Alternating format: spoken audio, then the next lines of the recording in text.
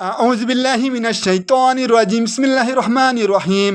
আজ আমি আপনাদের সামনে ৫৬ নম্বর সূরা ওয়াকিয়ার ৪১ থেকে ৫০ নম্বরে আয়াত শেয়ার করছি। ওয়া আসহাবুশ শিমালি মা আসহাবুশ শিমাল, যারা বাম দিকে থাকবে, বাম হাতে আমার নেওয়া পাবে, তার কত না দুর্ভাগা। ফি সামুমিন ওয়া হামিম, তারা থাকবে প্রখর বাষ্পে এবং উত্তপ্ত গরম পানিতে। ওয়া জিল্লিম মিন ইয়াহমুম, এবং দুমকুঞ্জের ছায়ায়।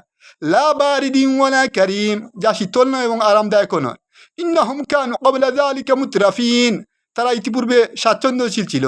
ও কানু ইউসিরুনা আলাল হিনসিল আজিম, তারা সদা সর্বদা বড় বড় গুরুতর পাপকর্মে ডুবে থাকতো।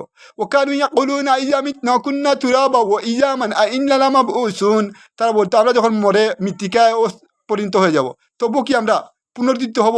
আবাউনাল আউয়ালুন, এবং আমাদের পূর্বপুরুষগণ। বল ইন্নাল আউয়ালিনা ওয়াল আখিরিন, বলুন মুহাম্মদ সাল্লাল্লাহু আলাইহি ওয়াসাল্লাম পূর্ববর্তীগণ এবং পূর্ববর্তী এবং পরবর্তীগণ।